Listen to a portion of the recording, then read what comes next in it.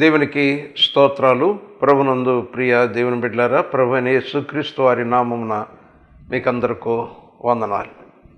దేవుని యొక్క వాక్యము ధ్యానించడానికి ముందుగా ప్రభు సహాయం కొరకు ప్రార్థన చేద్దాం. దయగల తండ్రి, పరిశుద్ధుడైన దేవ, మా సృష్టికర్తమైనటువంటి ప్రభువా, మీకు వందనాలు, కృతజ్ఞతలు, స్తుతులు, స్తోత్రాలు ప్రభువా. ఈ సమయంలో తండ్రి, నీ వాక్యమును మీ గ్రంథంలో నుండి ధ్యానిస్తూ ఉంటుండగా మాకు అవసరమైనటువంటి మీ వర్తమానము మాకు దయచేయండి. మీ కృపా హస్తములకు అప్పగించుకొనుచున్నాను. యేసు నామమున ప్రార్థించి వేడుకొనుచున్నాము తండ్రి, ఆమేన్. పరిశుద్ధ గ్రంథంలో నుండి దేవుని యొక్క వాక్యము ఆదికాండము గ్రంథము 2వ అధ్యాయము 16-17 వచనాల్లో రాయబడినటువంటి వాక్యం. మరియు దేవుడైన యెహోవా, ఈ తోటలోనున్న ప్రతి వృక్ష ఫలములను నీవు నిరభ్యంతరముగా తినవచ్చును, అయితే మంచి చెడ్డల తెలివినిచ్చు వృక్ష ఫలములను తినకూడదు. నీవు వాటిని తినుదినమున నిశ్చయముగా చచ్చెదవని నరునికి ఆజ్ఞాపించెను. దేవునికి స్తోత్రాలు. ప్రభు తన వాక్యం మన కొరకు ఆశీర్వదించును గాక, ఆమేన్. దేవుడు నరుని సృజించినప్పుడు అతనికి అవసరమైనటువంటి ప్రతిదాన్ని సమకూర్చాడు ప్రకృతిలో.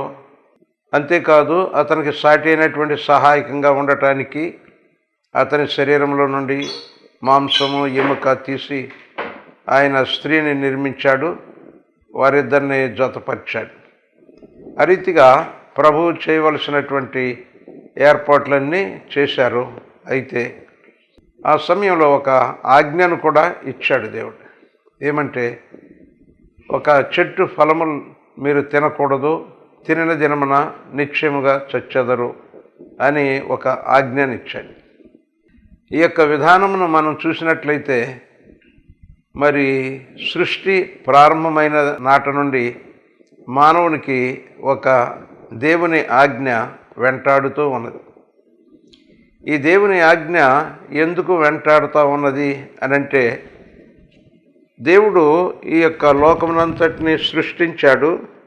అయితే ఈ మానవులో తన మాటలు నమ్మాలి, ఆయన మాటల ప్రకారంగా తప్పకుండా జరుగుద్ది అని వారు గ్రహించాలి. ఆయన మాటలకు విధేయులై ఉండాలి, లోబడాలి. అంతకుముందు చావు అనేటటువంటిది ఎలా ఉంటుందో ఆదాముకు తెలియదు. అయినప్పటికీ సృష్టికర్త ఒక మాట చెప్పాడు అనంటే ఆ మాటను పాటించాల్సినటువంటి ఆవశ్యకత ఆదాముకు ఉన్నది. అబ్రహాము జీవితం విశ్వాస జీవితం, దానిని నీతిమంతుని జీవితం అంటారు. తాను ఎక్కడికి వెళ్ళాలో, ఆ దేశం ఎలా ఉంటుందో అవన్నీ తెలియకపోయినప్పటికీ దేవుడు, నేను నీకు చూపించేటటువంటి దేశమునకు నువ్వు వెళ్ళినట్లయితే అక్కడ నేను నిన్ను ఆశీర్వదిస్తాను, అనేక జనాంగములకు ఆశీర్వాదకరంగా ఉంటావు, సర్వ సృష్టి నీ సంతానం వలన ఆశీర్వదింపబడుతుంది అని చెప్పాడు. దేవుని మాటకు విధేయుడై అబ్రాము ఆయన బయలుదేరి వెళ్ళాడు. అందుచేత మరణము ఎలా ఉంటుందో, చావు ఎలా ఉంటుందో ఆదాముకు తెలియకపోయినప్పటికీ దేవుని యొక్క ఆజ్ఞ తినవద్దు అన్నటువంటి ఆ యొక్క ఆజ్ఞ అతడు పాటించి తీరాలి. అది దేవుని ఎడల మానవునికి ఉండవలసినటువంటి గౌరవము. మరి దేవుని యొక్క ఆజ్ఞను పాటించటంలో దేవుణ్ణి ఘనపరిచినటువంటి హృదయము అది వ్యక్తమవుతూ ఉంటుంది. దేవుని మాటను తిరస్కరించినప్పుడు దేవుణ్ణి ఆయన యొక్క మాట కంటే తన యొక్క నిర్ణయమే గొప్పది అన్నట్టుగా మానవుడు మరి ప్రదర్శించినటువంటి వాడిగా ఉంటాడు. అంతేకాదు, కానీ తాను చేసినటువంటి సృష్టిని దేవుడు పరీక్షకు గురి చేసేటటువంటి ఒక అధికారము ఆయనకు ఉన్నది. ఆదామును పరీక్షించేటటువంటి, నా ఆజ్ఞకు లోబడతాడా లోబడడా అనేటటువంటిది మరి పరీక్షించేటటువంటి మరి ఆ అధికారము ఆ దేవునికి ఉంటుంది. అంచేత మానవుడు దేవుని యందు విశ్వాస్యత, దేవుని యందు విధేయత, దేవుని యొక్క ఆజ్ఞకు లోబడి తనను తాను దేవుని మాట ప్రకారంగా సంపూర్ణంగా విధేయుడై ఉండాలి అని తనను తాను సమర్పించుకున్నటువంటి వానిగా ఉండాలి.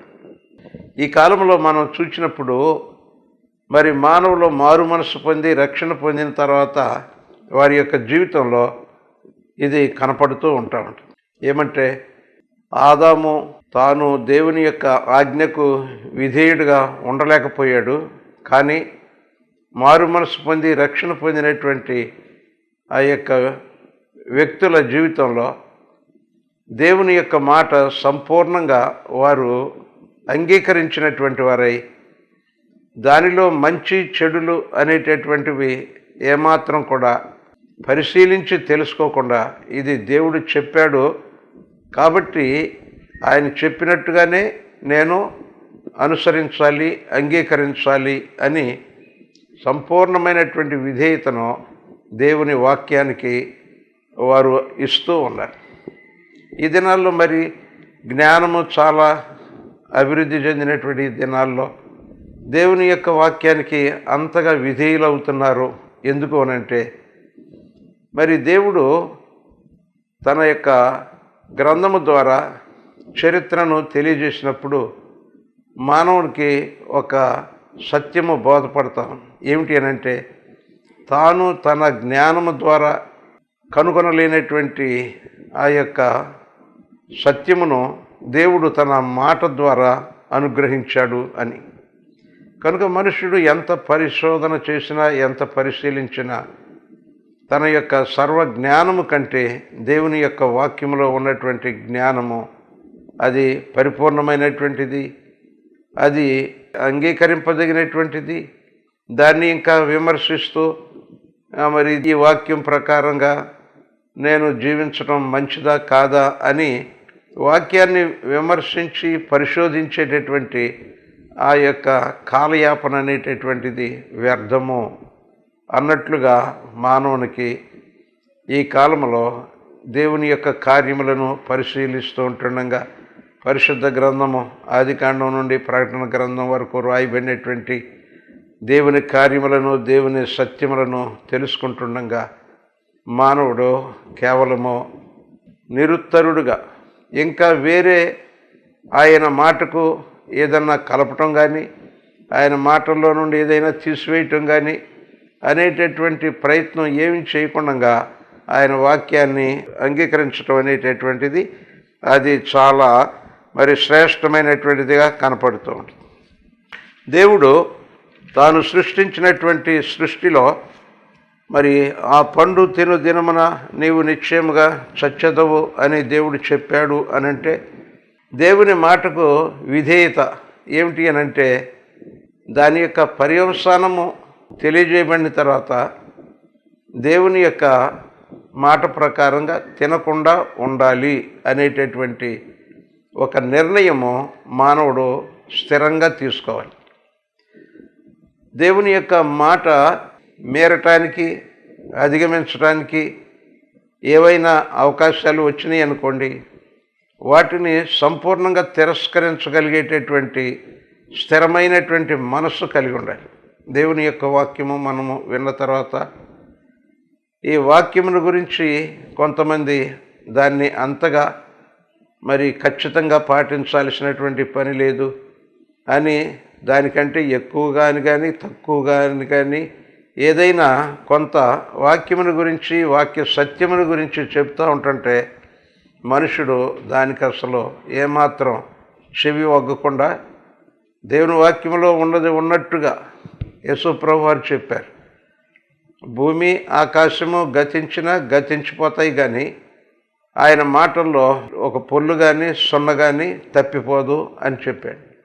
అంత ఖచ్చితమైనటువంటి వాక్కులుగా మనము భావించి వాటిని మనం అంగీకరించాలి. నిశ్చయంగా నువ్వు చచ్చెదవు అని అంత ఖండితంగా దేవుడు చెప్తే దాన్ని కూడా నిర్లక్ష్యం చేశారు అని అంటే మనుష్యుడు తనకు వ్యక్తిగతంగా నాకు ఒక బాధ్యత ఉన్నది, నాకు ఒక నియమం ఉన్నది, దాన్ని నేను పాటించాలి అనేటటువంటి శ్రద్ధ లేనటువంటి హృదయంతో దేవుని మాటకు కట్టుబడి ఉండాలి అనేటటువంటి నిర్ణయం లేనటువంటి వానిగా ఉంటూ ఉంటాడు. ద్వితీయోపదేశకాండంలో 30వ అధ్యాయము 19-20 వచనాలు మనం చూసినట్లయితే, నేడు జీవమును మరణమును ఆశీర్వాదమును శాపమును నేను నీ ఎదుట ఉంచి భూమి ఆకాశములను మీ మీద సాక్షులుగా పిలుచుచున్నాను. నీ పితరులైన అబ్రహాము, ఇస్సాకు, యాకోబులకు ఆయన ప్రమాణము చేసిన దేశములో మీరు నివసించున్నట్లు యెహోవాయే నీ ప్రాణమునకును నీ దీర్ఘాయుష్యునకును మూలమై ఉన్నాడు. కాబట్టి నీవును నీ సంతానమును బ్రతుకుచు నీ ప్రాణమునకు మూలమైన నీ దేవుడైన యెహోవాను ప్రేమించి ఆయన వాక్యమును విని ఆయనను హత్తుకొనున్నట్లు జీవమును కోరుకొనుడి. దేవుడు జీవమును మరణమును ఎదురుగా పెట్టి ఏమంటున్నాడు? జీవాన్ని కోరుకోండియా అని చెప్తాను. ఆశీర్వాదము శాపము ఎదురుగా పెట్టి ఏమంటున్నాడు? ఇదిగో మీరు ఆశీర్వాదాన్ని కోరుకోండి, శాపాన్ని ఎందుకు కోరుకుంటాడు, మరణాన్ని ఎందుకు కోరుకుంటారు అని ఆయన మరి మేలైనటువంటి దానిని కోరుకోమని చెప్తా ఉన్నాడు. తర్వాత ఆయన ఏమంటున్నారంటే, భూమి ఆకాశములను మీ మీద సాక్షులుగా పిలుచుచున్నాడు. మనము పైన ఆకాశము, క్రింద భూమి, ఈ రెంటి మధ్యన ఉన్నాం. మనం భూమి మీద ఎక్కడికి వెళ్ళినా భూమి మనం కార్యాలన్నింటినీ కూడా రికార్డ్ చేస్తూ ఉంటుంది. ఆకాశము మన పైనుండి మన యొక్క చర్యలన్నింటినీ చూస్తూ ఉంటుంది. దేవుడు చెప్తా ఉన్నాడు, మనము భూమి ఆకాశం యొక్క పరిశీలనలో ఉండం. అందుచేత మనం చేసేటటువంటి కార్యములు దేవుని యొక్క ఆజ్ఞకు విధేయత చూపేటటువంటి కార్యములాగా ఉండాలి. అందుకని వాక్యములు ఏముందంటే, నీ ప్రాణమునకు మూలమైన నీ దేవుడైన యెహోవాను ప్రేమించి అని. మానవులో దేవుణ్ణి ప్రేమించాలి. ఎందుకు ప్రేమించాలి? నీ ప్రాణమునకు మూలము, మన ప్రాణానికి ఆయనే ఆధారం. కాబట్టి మన ప్రాణానికి ఆధారమైనటువంటి ఆయన్ను మనము ప్రేమించకుండా ద్వేషించేటట్టయితే మన ప్రాణాన్ని మనమే ద్వేషించుకున్నట్టుగా ఉంటాడు.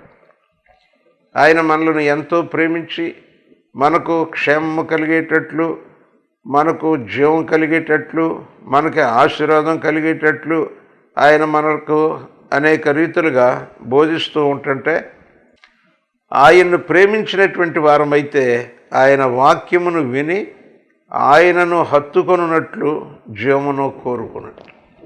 వాక్యమును విని ఆయనను హత్తుకుంటాడు.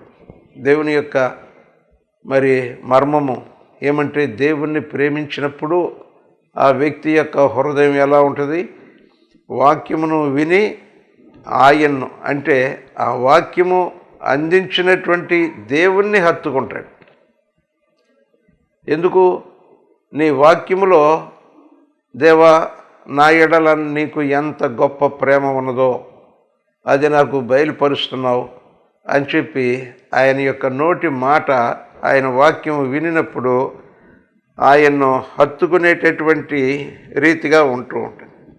అంచేత దేవుడు ఇచ్చేటటువంటి రక్షణలో మరి అది బలుల ద్వారా మనము రక్షణ పొందలేము, కానీ ఆ యొక్క దేవుని ప్రేమను బట్టి మనము రక్షణ పొందినటువంటి వారిగా ఉంటూ ఉంటాం. బలుల ద్వారా రక్షణ సంపాదించలేము. అయితే మనలను ప్రేమించినటువంటి దేవుడు ఆయనే కేవలము తన కృపచేత, తన దయచేత మనకు ఆయన రక్షణ ఇస్తూ ఉన్నాడు. నువ్వు బలి ఇచ్చావు కాబట్టి నేను క్షమిస్తున్నాను, నీవు మంచి బలి అర్పణ చేసావు కాబట్టి నీకు నేను రక్షణ ఇస్తున్నాను అనేటటువంటిది కాదు. దేవుని యొక్క వాక్యం ఏం చెప్తా ఉందంటే, ఆయన ఇచ్చేటటువంటి రక్షణలో దేవుని ప్రేమ ఉన్నది. మన బలుల యొక్క ప్రభావము మనకు రక్షణ తీసుకురాలేదు, కానీ దేవుని యొక్క ప్రేమ మనకు రక్షణ సమకూర్చింది. అనగా దేవుని దయ, దేవుని కృప ఆయన మన ఏళ్ళ కనుపరుస్తూ కేవలము కృపచేతనే మనము రక్షించబడినటువంటి వారిగా ఉన్నాం. కనుక మానవులమైనటువంటి మనము దేవునికి మనకి ఉండేటువంటి ఆ యొక్క రిలేషను అది కార్యాలను బట్టి కాదు, కానీ దేవుని యొక్క కనికరమును బట్టి, ఆయన ప్రేమను బట్టి అది ఉంటుంది. 20వ వచనంలో మనం చూస్తే, నీ ప్రాణమునకు మూలమైన నీ దేవుడైన యెహోవాను ప్రేమించి ఆయన వాక్యమును విని ఆయనను హత్తుకొనున్నట్లు జీవమును కోరుకొనుడి అని రాయబడి. అదే రీతిగా మార్కు సువార్తలో 16వ అధ్యాయం 16వ వచనంలో మనం చూసినప్పుడు, దేవుడు మీరు సర్వలోకమునకు వెళ్ళి సర్వ సృష్టికిని సువార్తను ప్రకటించమని చెప్పాడు. ఆ ప్రకటింపబడినప్పుడు ఏమి జరుగుతుంది? నమ్మి బాప్తిసం పొందినవాడు రక్షింపబడును, నమ్మని వానికి శిక్ష విధింపబడు. అక్కడ ఆ సువార్త ప్రకటింపబడిన తర్వాత మనుషుల్లో విన్నటువంటి వానిలో వచ్చేటటువంటి రియాక్షన్ ఏంటంటే నమ్మకము అనేటటువంటిది, దేవుని యందు నమ్మిక ఉంచటం అనేటటువంటిది అతడు చెయ్యాలి. ఆ యొక్క సువార్త, రక్షణ సువార్త, దేవుని రాజ్య సువార్త విన్న తర్వాత దానిని హృదయపూర్వకంగా అంగీకరించాలి. అంటే ఇది దేవుడు నన్ను ప్రేమించినటువంటి ఆయన నా నిమిత్తమై ఈ గొప్ప రక్షణను ఏర్పాటు చేశాడు అని చెప్పి ఆయన యొక్క వాక్యమును మనము నమ్మి వెంటనే ఆ యొక్క రక్షణ నిమిత్తమై మనము ఆశపడి మనము మన పాపములను ఒప్పుకొని, దేవా నీ వాక్యము నేను విశ్వసిస్తున్నాను, నా కొరకు నీవు సిలువలో బలి అయి ప్రాణత్యాగం చేశావు, నా పాపముల పరిష్కారం అయ్యేటట్టుగా సిలువలో నీవు బలియాగం అయ్యావు, ఇది నేను నమ్ముతున్నాను. కాబట్టి నేను చేసేటటువంటి కార్యం ఏమిటంటే నా పాపాలు ఒప్పుకుని, ప్రభువా పాపినైనా నన్ను కరుణించు అని హృదయపూర్వకంగా ప్రార్థించటం అనేటటువంటిది మన నమ్మికకు అది ఒక గుర్తుగా ఉంటాం. అలా ప్రార్థన చేయలేదనుకోండి, ప్రియ సహోదరుడు సహోదరి, ఒకడు తన ఒడిలో అగ్నిని వేసుకుంటే అగ్ని కాలకుండా ఉంటుందా? అది కాల్చేస్తూ ఉంటుంది జీవితాన్ని. అయితే దేవుడు ఒక మాట చెప్పినప్పుడు ఈ యొక్క పాపం వలన వచ్చేటటువంటి ఈ యొక్క హానిని, పాపం వలన వచ్చేటటువంటి ఈ వేదన, అది తొలగిపోవటానికి దేవుడు ఒక మార్గం చెప్పాడు. మన పాపములను మనం ఒప్పుకొనిన యెడల ఆయన నమ్మదగిన వాడు, నీతిమంతుడు గనుక మన పాపములను క్షమించి మనల్ని పవిత్రులుగా చేస్తానని దేవుడు చెప్పాడు. నేను పవిత్రుడవ్వాలి.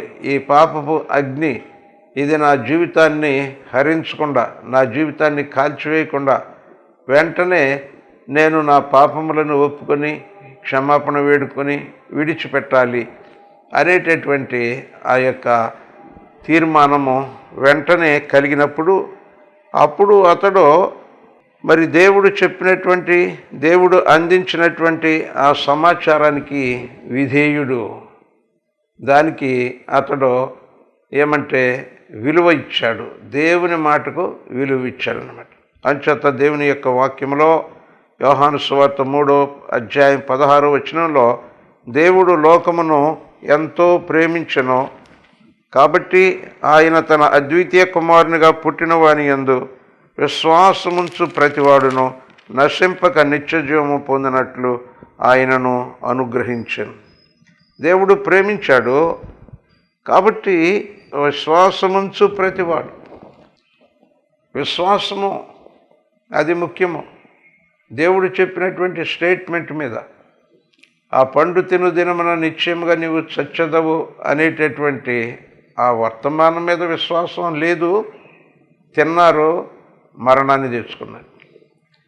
అలాగే విశ్వాసముంచు ప్రతివాడు నశింపక నిత్యజీవం పొందుతాడు అనేటటువంటి స్టేట్మెంట్ మీద, దేవుని వాక్కు మీద ఎవరు విశ్వాసం ఉంచుతారో వారందరూ కూడా వారి యొక్క పాపము నుండి విడుదల పొంది వారు రక్షణ పొందుతారు, వారు నిత్య జీవాన్ని స్వతంత్రించుకుంటారు. అలాగే యోహాను సువార్త 3:18 మనం చూసినట్లయితే, ఆయన యందు విశ్వాసముంచు వానికి తీర్పు తీర్చబడదు, విశ్వసింపని వాడు దేవుని అద్వితీయ కుమారుని నామమందు విశ్వాసముంచలేదు గనుక వానికి ఇంతకు మునిపే తీర్పు తీర్చబడి. దేవుని యొక్క మాటలో నమ్మటం అది నీతి. అబ్రహాము దేవుని నమ్మాడు, అది అతనికి నీతిగా ఎంచబడి.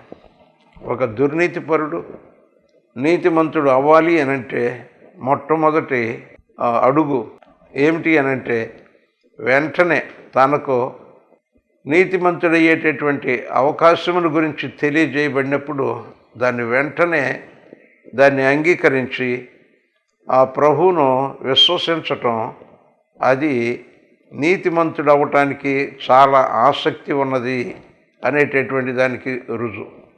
నీతిమంతుడు కావాలనేటటువంటి ఆసక్తి లేనటువంటి వాళ్ళు, నీవు ప్రభు మాటలు విశ్వసించినట్లయితే నీవు నీతిమంతుడిగా తీర్చబడతావు, ఆ ప్రభువు నీ పాపములన్నిటినీ క్షమించి సమస్త దుర్నీతి నుండి నీకు విడుదల ఇస్తాడు అన్న మాటలు నమ్మనటువంటి వాళ్ళు దుర్నీతిలోనే కొనసాగుతూ ఉంటారు. నా వ్యక్తిగత జీవితంలో కూడా నేను చూచినప్పుడు, ఆయన క్షమించటానికి సిద్ధమయ్యుండి నన్ను పిలిచి నాకు ఆ యొక్క వర్తమానం అందించినప్పుడు, ఆ మాటలు నమ్మటానికి నేను సిద్ధపడనంత కాలం నేను దేవునిలో మరి దుర్నీతి పరుడుగానే ఉండాను. నా వ్యక్తిగత జీవితంలో నీతిని ఎరుగనటువంటి వానిగా ఉన్నాను.